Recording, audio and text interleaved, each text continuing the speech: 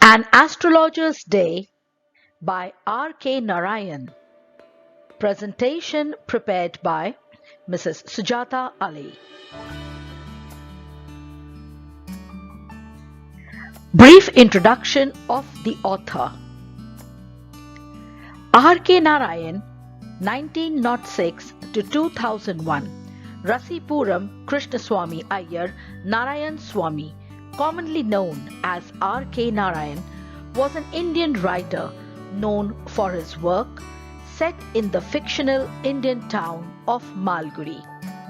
He was a leading author of early Indian literature in English, along with Mulk Raj Anand and Raja Rao. Narayan's The Financial Expert was hailed as one of the most original works of 1951, and Sahitya Academy Award winner The Guide was adapted for film, winning a Filmfare Award for Best Film and for Broadway. Narayan highlights the social context and everyday life of his characters. He has been compared to William Faulkner, who also created a similar fictional town and likewise explored with humor and compassion the energy of ordinary life. Narayan's short stories have been compared with those of Guy de Maupassant because of his ability to compress a narrative.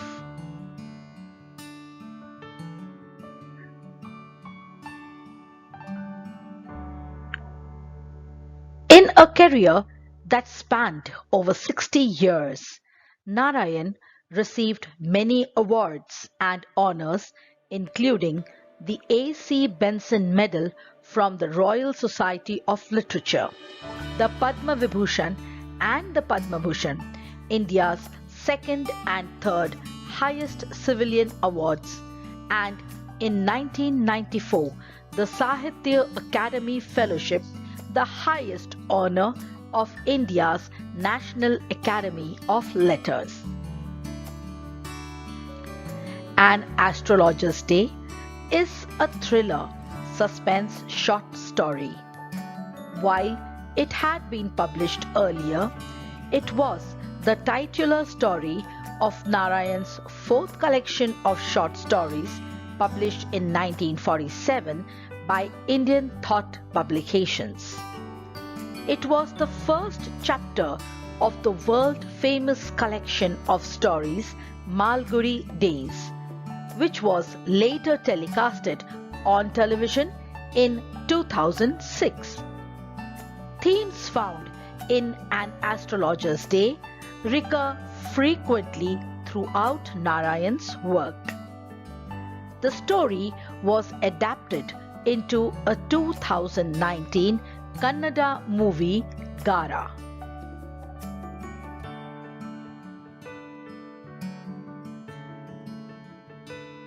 Summary of the lesson. Let us now listen to and watch the detailed summary of An Astrologer's Day. Punctually at midday, the astrologer opened his bag and spread out his professional equipment, which consisted of a dozen kauri, meaning flattened yellowish shells, a square piece of cloth with obscure mystic charts on it, a notebook, and a bundle of palmyra, that is a kind of palm writing. His forehead was decorated with sacred ash and vermilion, and his eyes sparkled with a continuous gleam. He appeared to be searching for customers. He had tied a saffron-colored turban around his head. This color scheme never failed. People got attracted to him as bees are attracted to dahlia plants. He sat under the boughs of a spreading tamarind tree next to the path running through the town hall park.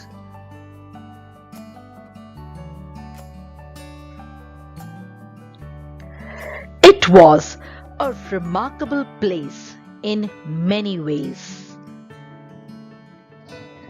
A surging crowd was always moving up and down this narrow road from morning till night. A variety of trades and occupations took place on the sidewalk of this road. For example, medicine shelter, sellers of stolen hardwares and junks, magicians, an auctioneer of cheap cloth who created the maximum racket throughout the day. Another loud seller was a vendor of fried groundnuts who kept giving fancy names to his shop every day, calling it Bombay ice cream, Delhi almond, and Raja's delicacy, and so on and so forth. Even the astrologer's stall attracted a lot of crowd.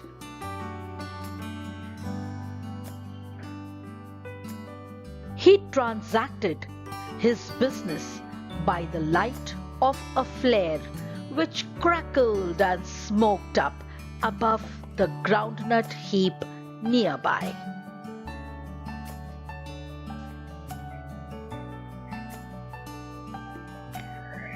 Half the enchantment of the place was due to the fact that it did not have the benefit of municipal lighting. The place was lit up by shop lights.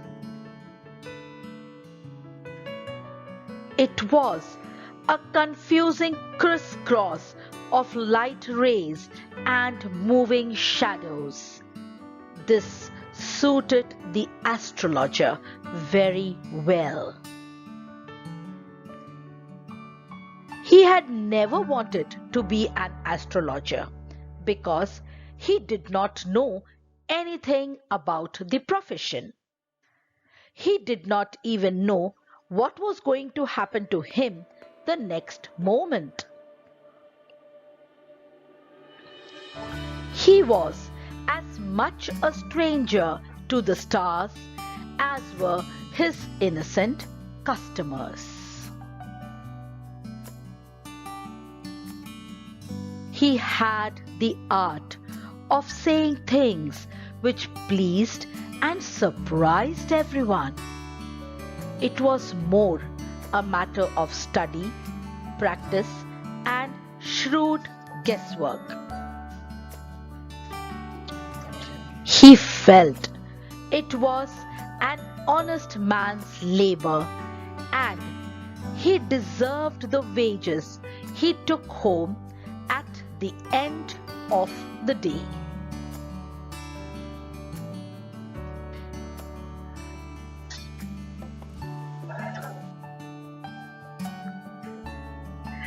He had left his village without any previous thought or plan.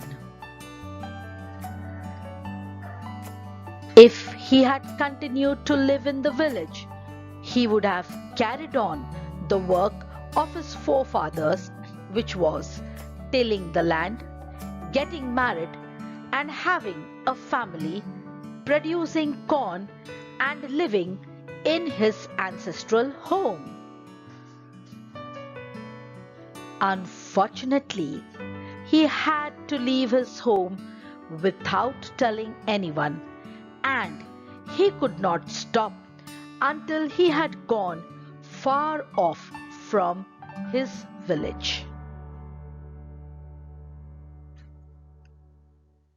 He had a rough idea of mankind's common problems, namely marriage, money, and the tangle of human ties. With practice, he had become an expert in understanding what was the problem of his clients who came to him for help.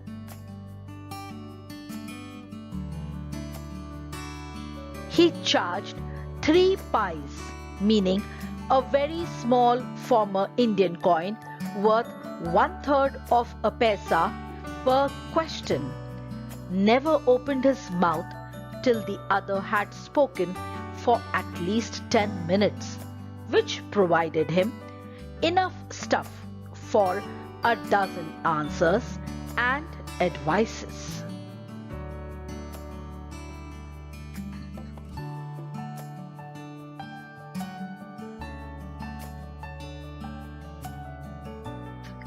He was an expert in analyzing a person's problems by listening to him. He had a set of questions and answers which could be applied basically to everybody, and thus he managed to convince his customers that he was a wizard and knew how to solve their problems. The peanut vendor blew out his lantern and got ready to go home. This was a signal for the astrologer to bundle up too, since it left him in darkness except for a little green light which came from somewhere and fell near him. He had started packing his articles and other stuff when suddenly he noticed a man standing before him. The man appeared tired, so he asked him to sit down for a little while and then talk to him. The man grumbled something and asked him if he was the astrologer and thrust his palm in front of him.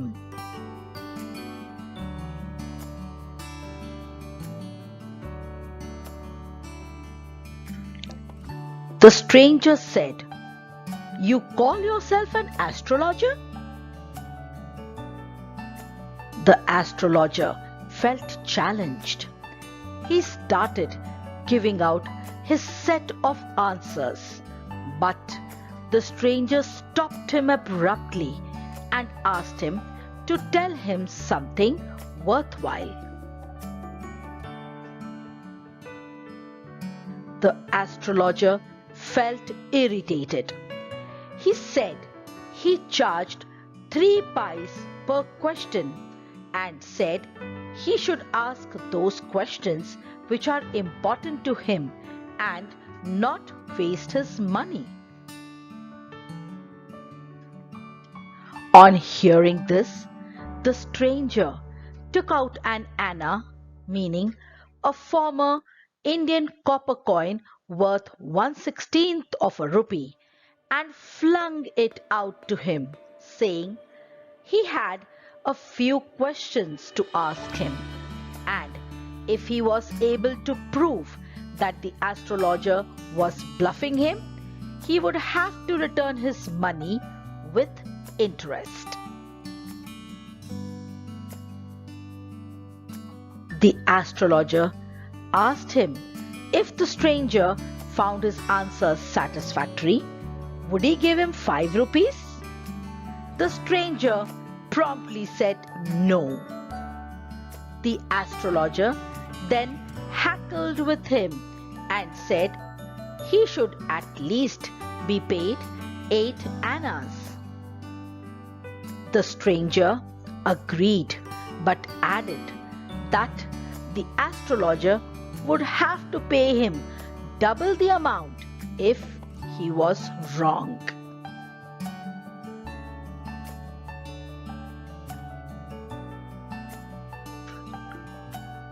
This pact was accepted after a little further argument. The astrologer sent up a prayer to heaven as the stranger lit his cigar, meaning cigarette. The astrologer caught a glimpse of his face by the match light.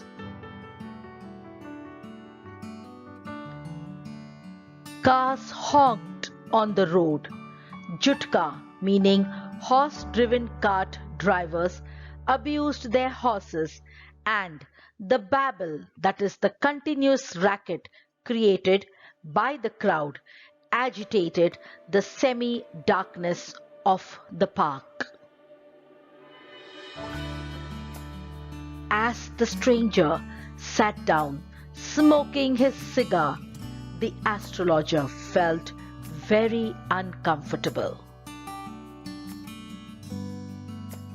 He tried to give back the money to the stranger, saying that he didn't want to tell him anything right now, as he was not used to such challenges and it had also become very late.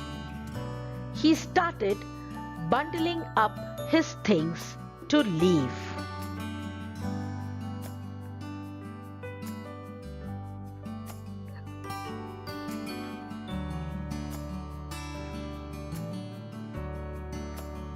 The stranger held his wrist and told him that he couldn't get out of this situation now.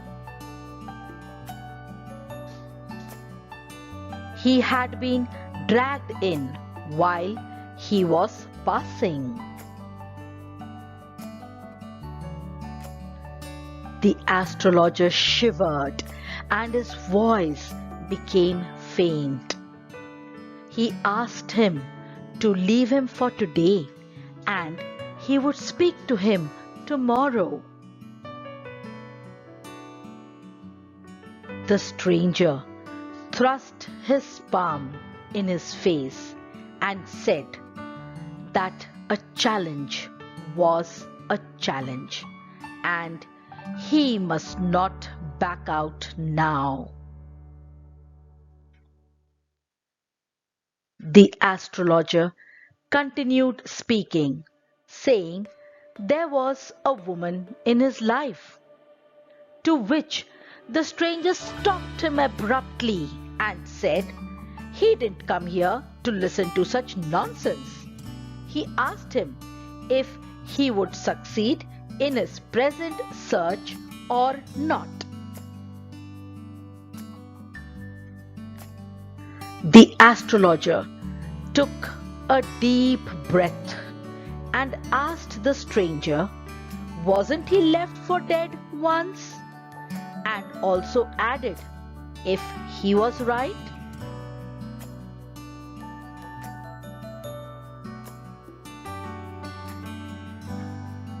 The stranger's interest was aroused.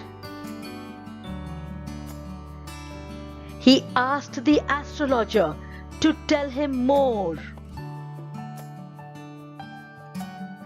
The astrologer continued, saying that someone had tried to kill him with a knife.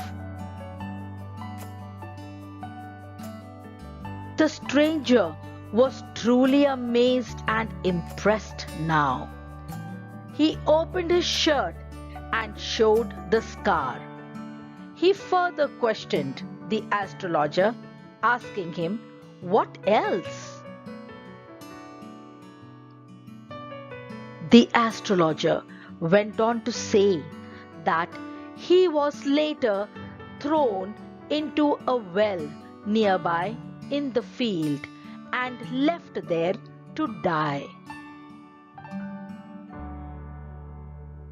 The stranger replied that he would have been dead if a passerby had not peeped into the well and saved him.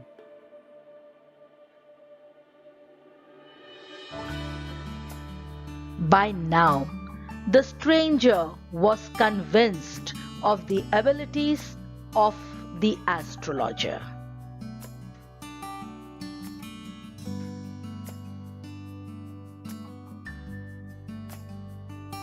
"When will I catch my attacker?" the stranger asked.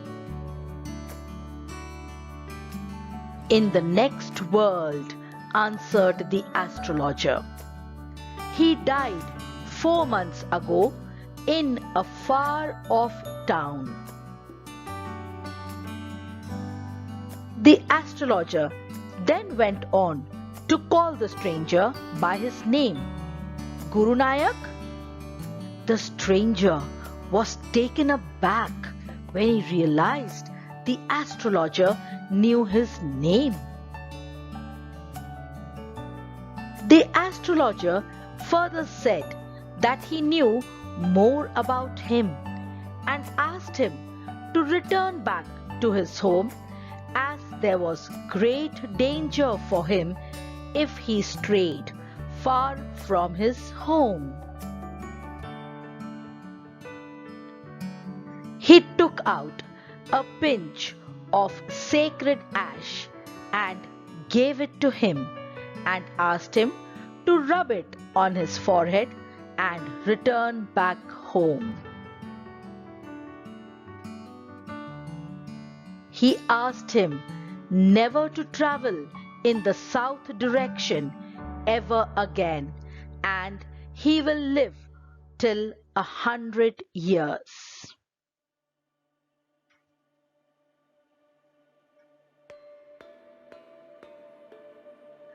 "Why should I leave home again?"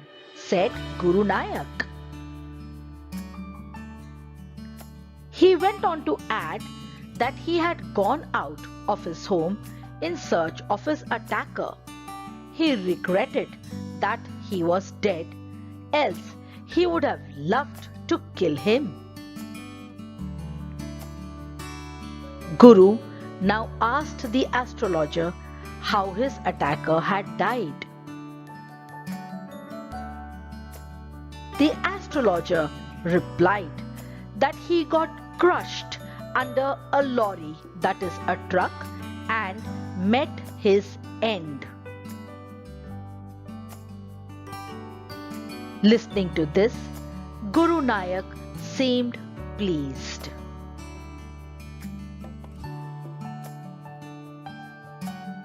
He gave the astrologer his money and went away.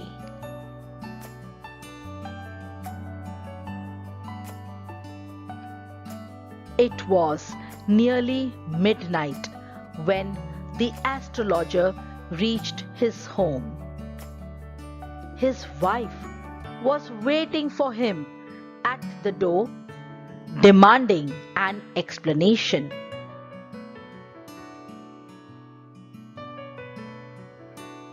He flung the coins at his wife and asked her to count them, adding that one man had given him all that. 12.5 annas, she said, counting. She was overjoyed, extremely happy. "I can buy jaggery and coconut tomorrow. The child has been asking for sweets for so many days now. I will prepare some nice sweets for her." The astrologer yelled, saying that the man had cheated him, as he had promised to give him a rupee. The woman looked at her husband and said that he looked worried, and asked him if everything was all right?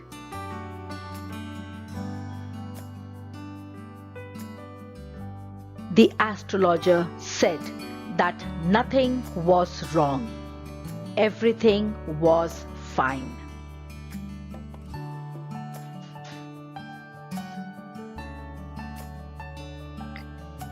After dinner, sitting on a pole, that is a string cot, he told her.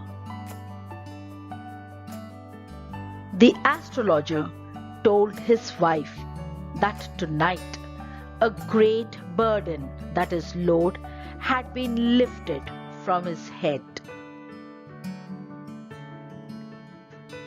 He had thought that he had killed a man when he was young, and that is why he had run away from home and settled in this far off village and married her. Tonight, he had come to know that the man was alive. The wife was shocked on knowing that her husband had tried to kill a man. The astrologer replied in the affirmative, saying it was a long time ago when he was a silly youngster. They had drank, gambled, and quarreled badly one day, but it was no use thinking of it now. He called out to his wife and told her to come to bed as it was time to sleep. He stretched himself on the pole and had a sound sleep.